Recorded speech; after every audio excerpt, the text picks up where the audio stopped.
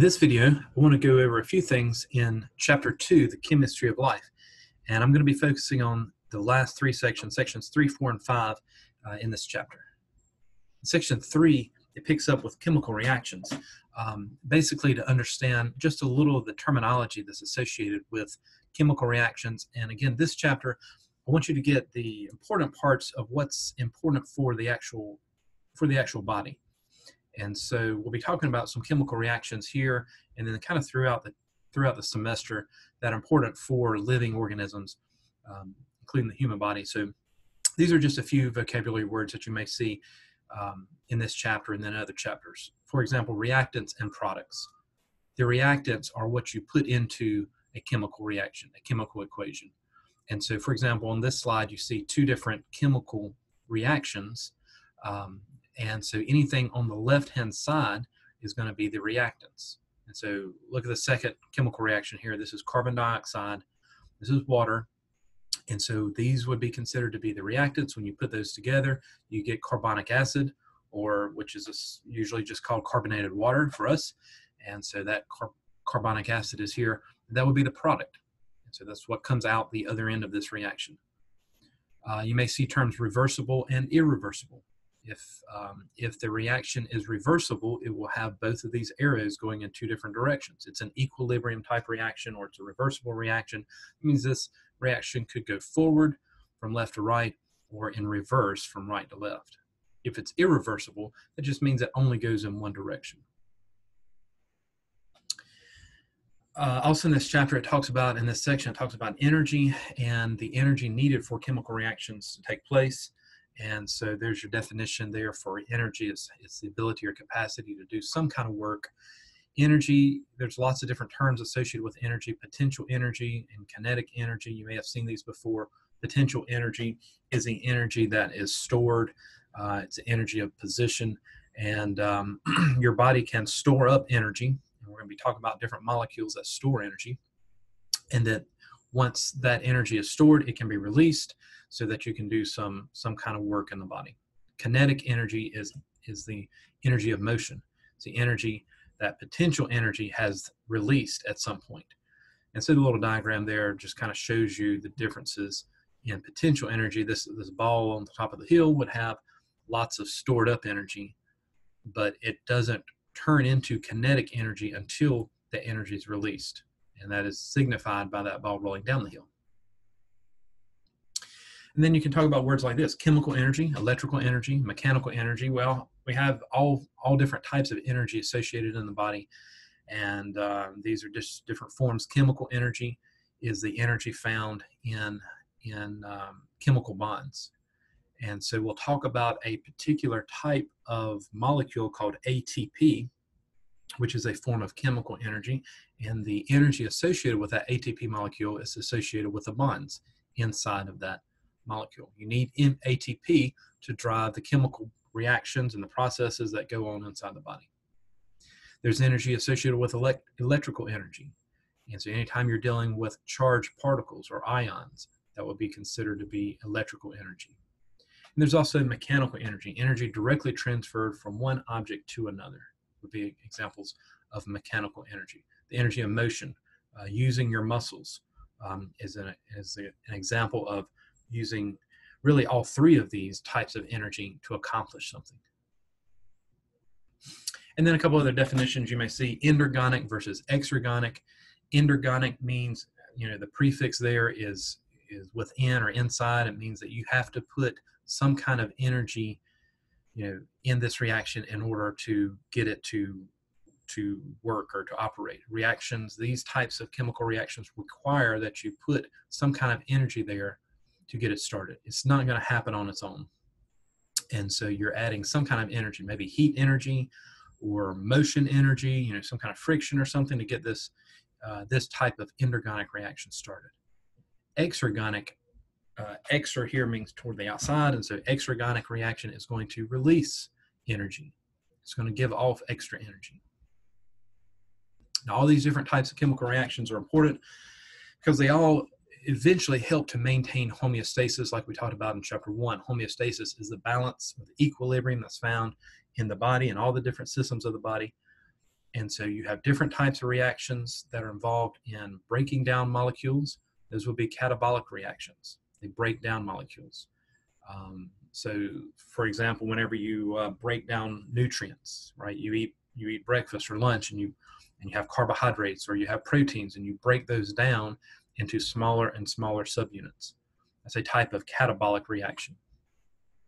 Then many times you're exchanging energy from one form to another. You may have glucose, you may eat some kind of sugar, but you really need to exchange that energy into the ATP energy that I mentioned before, and so that would be an example of an exchange type reaction.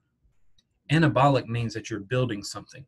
It's a synthesis type reaction. You're forming something. So whenever you build a new molecule, that's an anabolic reaction.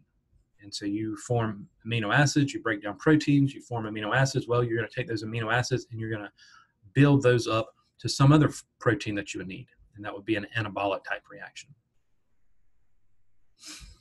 Also, to understand energy, it's important to understand what drives the reaction forward, and something called activation energy. This is the energy necessary for a chemical reaction to proceed. And if you don't have the activation energy, or if you don't have the right amount of activation energy, that particular reaction is not going to happen. It's not going to go forward. And so just like the little ball that we saw before with potential and kinetic,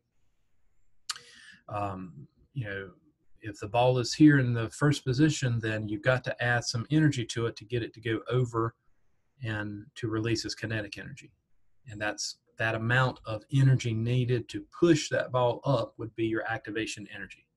That's depicted on this graph, where over here's a chemical reaction. You've got the reactants on the left, you've got the products on the right, and then the amount of energy needed to kind of go up and over the hill is what's called the activation energy.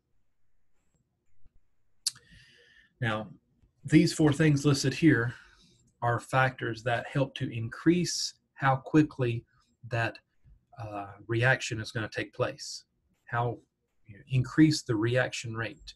And it does that by reducing the activation energy. So if you go back and look at this slide, if you want this reaction to go faster, if you want reactants to turn into products faster, then you need a smaller amount of activation energy. You need to reduce this energy.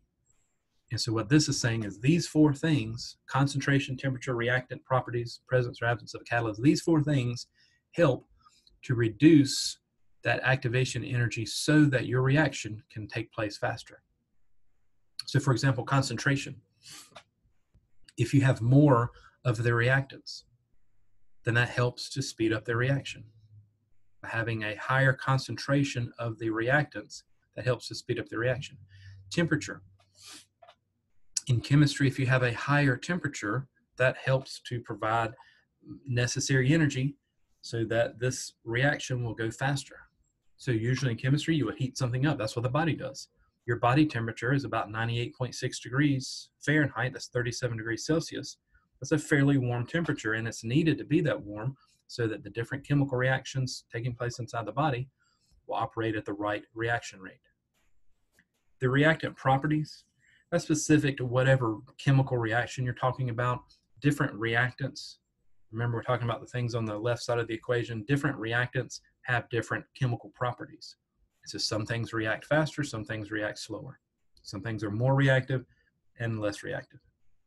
And then we're going to talk about a catalyst here in just a little bit, but having a catalyst helps to speed up or to increase the reaction rate by reducing the activation energy. And so they're very important catalysts in the body, and these are called enzymes. And so you need to know what a catalyst is and what an enzyme is. So here's a definition for an enzyme. Basically, it's a biological catalyst. It is a catalyst that helps to speed up a chemical reaction in the body, and it does this by lowering the activation energy. A couple of things about enzymes. Number one, they're proteins. Most of these are going to be proteins, and they have various properties. We've already talked about number one. It lowers activation energy. There's a figure I want to point out. I think it's on the next slide. We'll look at that. They're highly specific. So they only work with certain reactions or certain chemicals. So they're specific to the individual substrates. Now, when you talk about enzymes, they change the name of the reactant to a substrate. All right, so make that distinction. A substrate, when you're talking about an enzymatic reaction, a chemical reaction that uses enzymes, what's on the left-hand side of the equation, instead of being called reactants, is called a substrate. And I'll show you a picture of how this works, but a substrate, or the reactant here in an enzymatic reaction, is what can bind to the enzymes, what is called the active site of the enzyme. Another property of enzymes is that they do not alter the reactants or the products themselves. And I'll show you what that looks like in just a minute. And the last thing here, number 4, is the enzyme is not permanently altered in the reaction that it helps with. What that means is, this last step, what this means is you can reuse the enzyme because it doesn't get changed. So once an enzyme, you go through a chemical reaction, you have the enzyme left over, well, it can be used again. So that's very important. Let's look at this diagram, see, again, this kind of shows reaction rates and enzymes. What they've done is they've put the original little graph that we looked at before. Here's your reactants, here's your products, here's your activation energy going up, the little hill going up, and it requires such amount of activation energy. But they said, well, if you add an enzyme to it, that basically reduces the amount of activation energy. And so now you can see that if you had to push a ball up this hill, it would be a lot easier. And so perhaps that reaction, would be faster because the activation energy is much less. Now, to understand how enzymes work, and we're not going to get a lot of details here. This is more of a biology 111 type topic that you may talk about, or maybe Bio 110. But just to kind of help us understand the basic principles of an enzyme, again, make sure you know it's a protein. Make sure that you understand that the enzyme doesn't directly affect the substrates or reactants, but it basically provides an area for these substrates to react to. All right, so what happens, there's a 4-step process. This slide has 2 of those steps.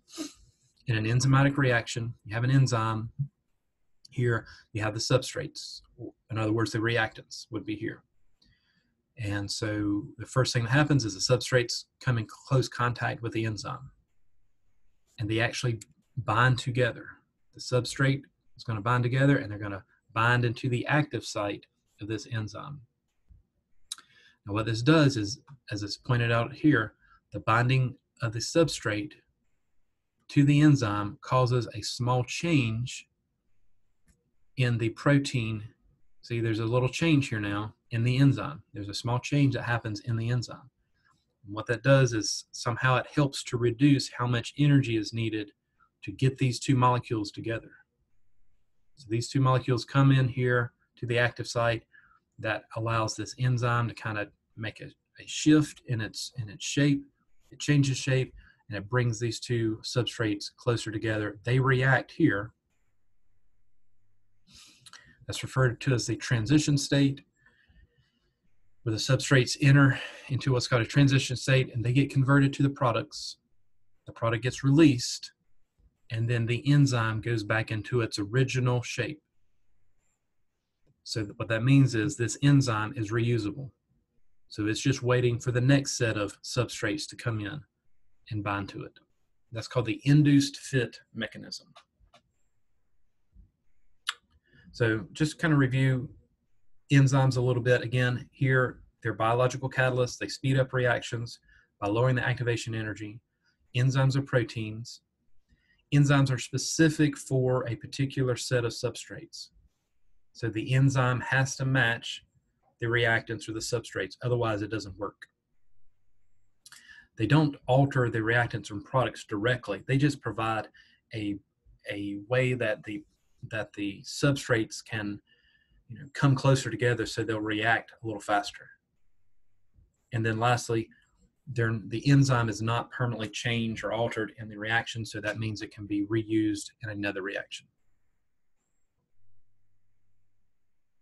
All right, section 4 deals with inorganic chemistry, inorganic compounds, and we're getting ready to kind of start talking about the biochemistry section of this chapter, which deals with the chemistry of living organisms. And that's really our main focus for this chapter, is kind of understand, what affects the chemistry that affects living organisms.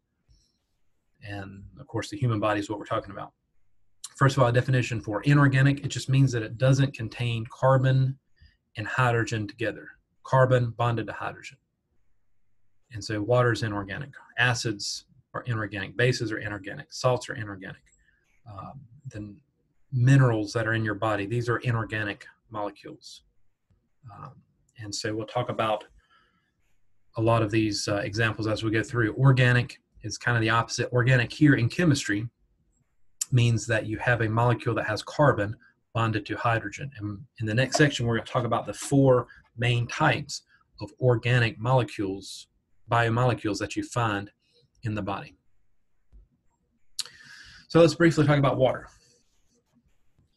Water is a very important substance in the body. In fact, it makes up somewhere between 60 and 80% of your body mass. These are a few characteristics of water. Number one, it has a high heat capacity. That means it has the ability to store and to absorb heat. And so it hangs on, it stores an abundance amount of heat.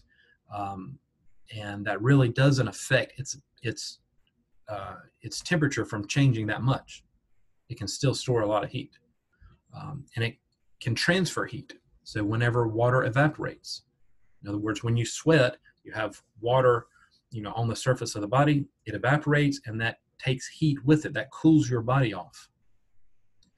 It helps to cushion and protect the body.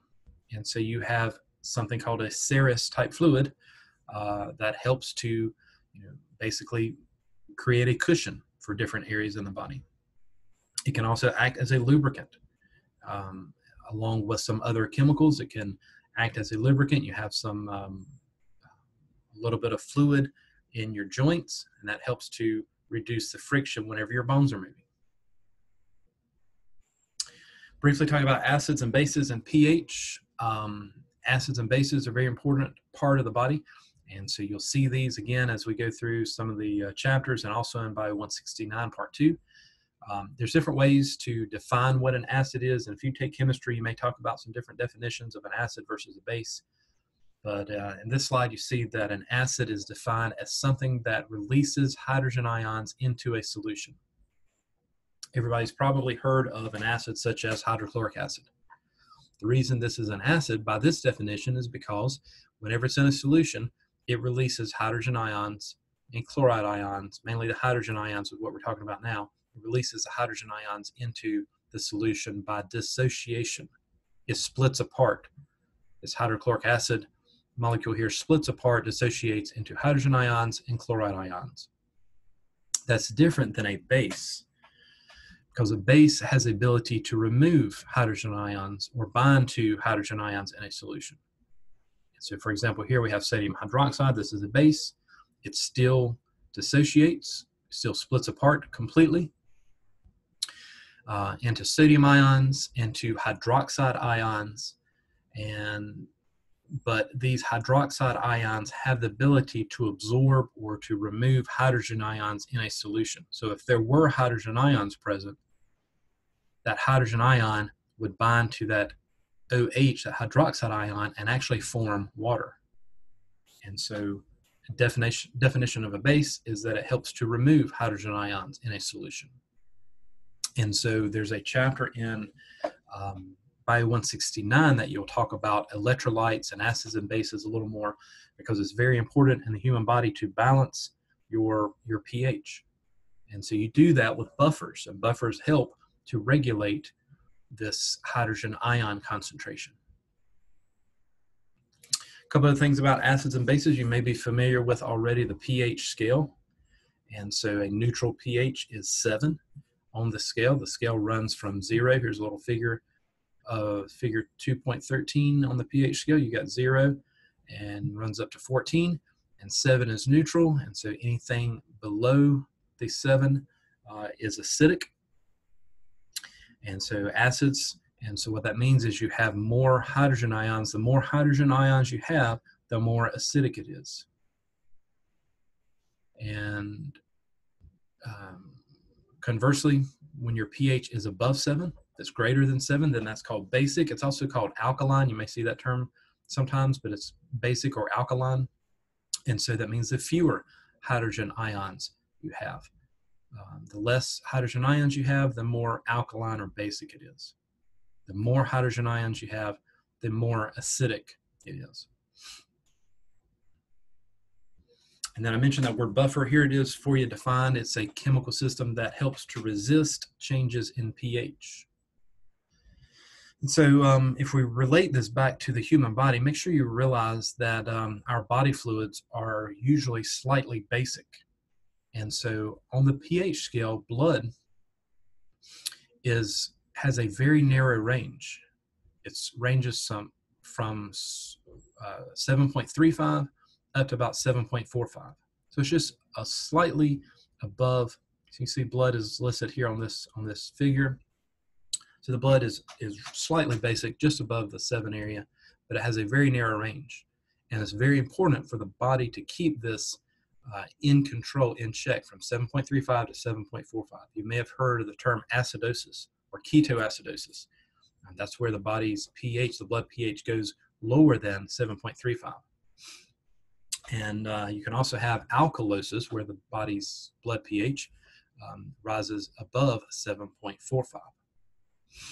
Inside the cell, intracellular pH is a little bit lower. That's because you have some extra proteins and things inside the cell, and they're usually a little bit more acidic. And so its pH is about 7.2 inside the cell, intracellular. Last couple things about the inorganic part of the chemistry is salts and electrolytes. By definition, a salt is any metal cation. This is a positive charged ion. So a metal cation held together with a non-metal anion. Anion is a negatively charged ion, and these are held together by an ionic bond. Of course, the most common salt that you're probably familiar with is table salt, sodium chloride. What we normally eat every day is sodium chloride. It's a metal cation, that's the sodium part, and it's held together with an ionic bond with a non-metal anion, that's the chloride part. You put these two together and you form a salt, and that's a picture of this little arrangement down here at the bottom.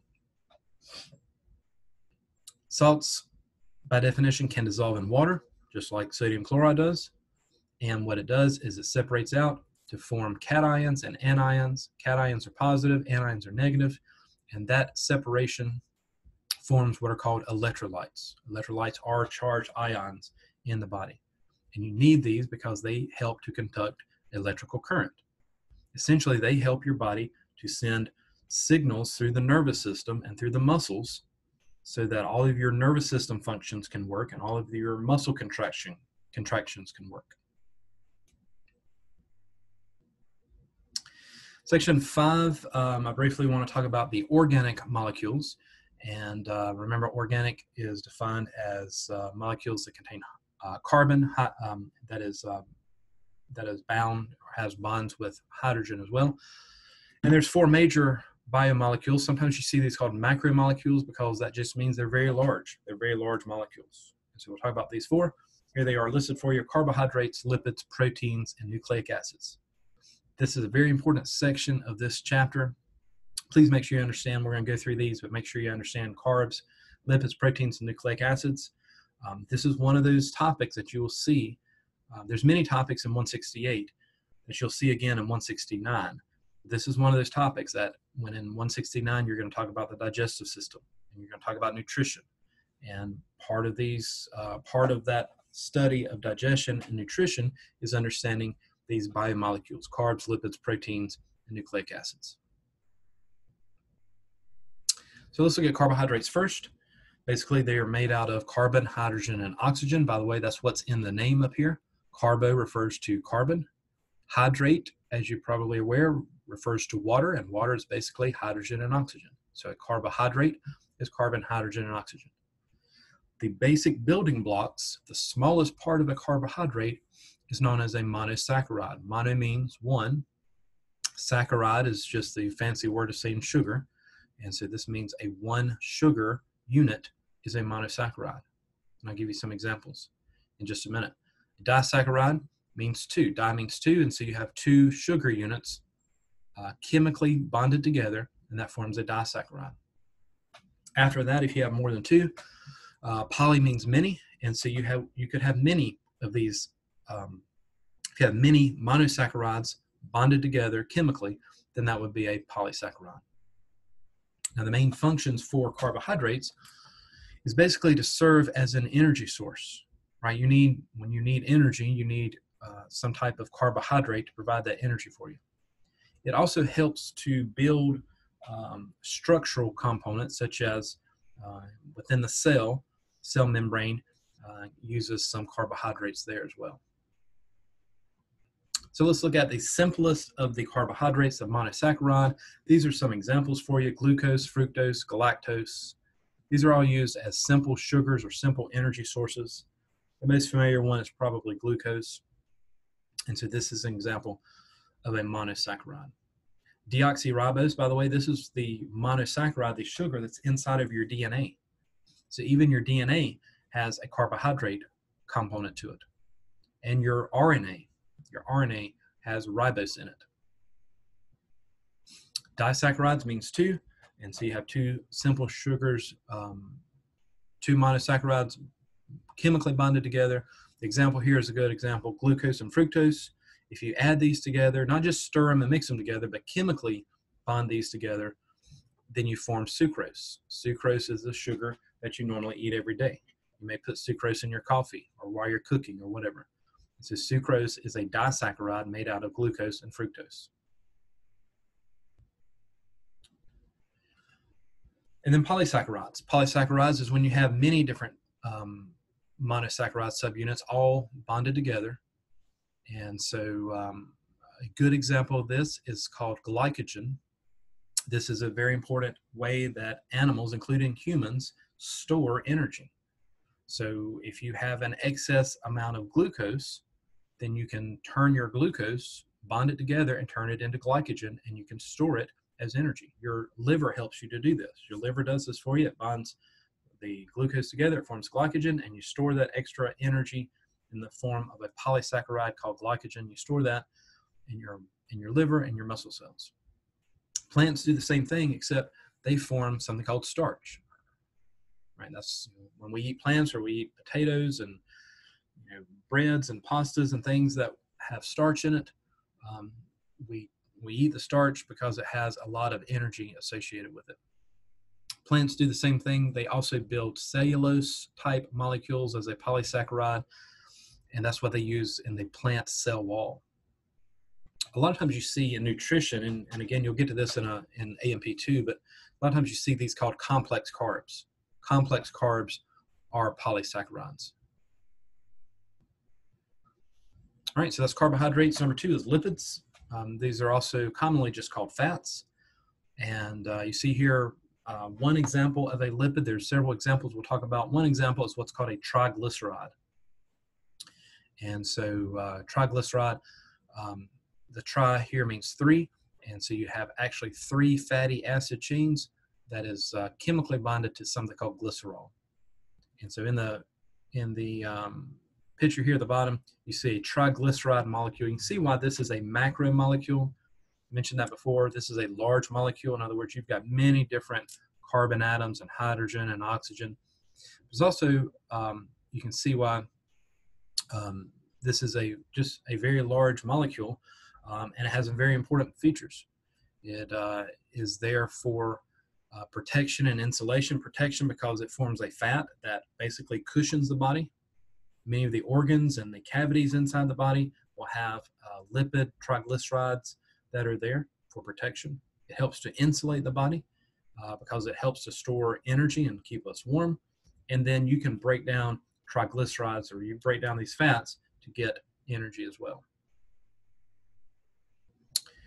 Now, fats can either be saturated or unsaturated. You may talk about this more when you get to the chapter on nutrition, but these can either be saturated or unsaturated. Saturated means that they are saturated with hydrogen. So look at the first example of a saturated fatty acid here. This is palmitic acid. It's saturated, and there are no what are called double bonds here. They're all single bonds. All this carbon is single bonded to each other. And so what that means is there's no more space to put hydrogen. It's completely saturated with hydrogen. For nutrition purposes, this is usually a saturated fatty acid. It's usually a solid at room temperature, and it's usually a little harder for the body to digest. Unsaturated are a little more healthy for the body. And you may in nutrition talk about polyunsaturated fatty acids or fats. And so this is unsaturated. The second one here is unsaturated because you see there's some space here open because it has some double bonds associated with this. So it's not saturated with hydrogen anymore. And so what that means for us is that this is usually liquid at room temperature, like an oil would be, but also means that it's a little easier to digest. Another type of lipid is a phospholipid. All right, it's still a lipid. That's what's called a phospholipid because it has a phosphate group or phosphorus attached to it. In the little picture here, you see some phosphorus attached to it. It's still a lipid though, and this is what's found in your cell membranes. And so in chapter 3, we'll talk a little bit more about the cell membrane structure. But the cell membranes, all the cells of your body would have phospholipids in the cell membrane. And usually one end is more polar or hydrophilic, which means it basically would dissolve in water. The other end is nonpolar or hydrophobic, which means it repels water. Another example of lipid is a steroid. A steroid is a type of lipid. It has a different structure. It doesn't have the same chain type structure. You don't need to know all the different structures, but it doesn't have the same exact chain structure that the triglyceride has, but it also is a lipid. These are some common examples of lipids in the body. Cholesterol, that's a lipid, right? And so they actually show you kind of what a cholesterol molecule would look like. Bile is a liquid. This is produced by the liver. It's stored in the gallbladder, and it helps your body to digest fats and balance the pH and things. Estrogen and testosterone, these are hormones. These are reproductive hormones, and they're both also steroids, steroid-based molecules. All of these will be considered to be lipids. All right, biomolecule number 3 is proteins. We've already mentioned briefly a little bit about proteins. They're basically made still of carbon and hydrogen. That's why they're considered to be organic. But they also have oxygen, nitrogen, and maybe a few other elements, including iodine and even sulfur. There's a few other proteins that have these other elements in there. But notice some of the functions for proteins. They do a lot of different things. A lot of times you have structural proteins. So we'll talk about connective tissue in chapter 4, such as collagen. That's a type of connective tissue that connects our bodies together. You find it in the skin, you find it in the bones, in the muscle, in the hair, in the nails. You find collagen in many different places, and it's all proteins. The enzymes we talked about, they're proteins. And we talked about how they speed up or catalyze different biological reactions. So enzymes are proteins. Your antibodies, you'll talk about this in Bio 169, AMP2. Antibodies are proteins. They help to fight off infection. There's also, we'll talk about this last one in another chapter, but you have proteins that serve as transport molecules that allow different substances to be transported across a cell membrane. Their basic building block, just like a carbohydrate had a building block known as a monosaccharide, a protein has a building block known as an amino acid. And so amino acid is the building block of a protein. The bond here is what's known as a peptide bond. And so if you take amino acid and you chemically bind it to another amino acid, you start building a protein and you form a peptide bond right here in the middle. And then lastly, nucleic acids. This is also one of the major biomolecules or micromolecules. And there are 3 examples that I wanted to mention. DNA and RNA are probably the 2 most common. But also your ATP is an example of a nucleic acid. And so your nucleic acids are formed by repeating subunits. In this case, they're called nucleotides. So you have a repeating subunit here called a nucleotide. A nucleotide has 3 parts. It's got a sugar, one of the monosaccharides like we talked about, either deoxyribose or ribose. That's the 5-carbon sugar. monosaccharide there. It's got a base, a nitrogen base. And you may have probably heard of these before. This for DNA would be like adenine, guanine, cytosine, thymine. These are your A, C, Gs, and Ts of your DNA. That's your nitrogen base. That's part of the nucleotide. And it's all bonded together using phosphate. And so it doesn't matter if you're talking about DNA or RNA or the energy molecule ATP, it's going to have a similar type structure. So here you see, a strand of DNA. The DNA serves as your genetic material. And basically is a nucleotide at every little step along the ladder. And notice that your DNA is also double-stranded. So you have two different strands, and they're intertwined together, like twisting a ladder together. And they're made out of the nucleotides, and each of the nucleotides has one of the 4 nitrogen bases for DNA: adenine, guanine, cytosine, and thymine.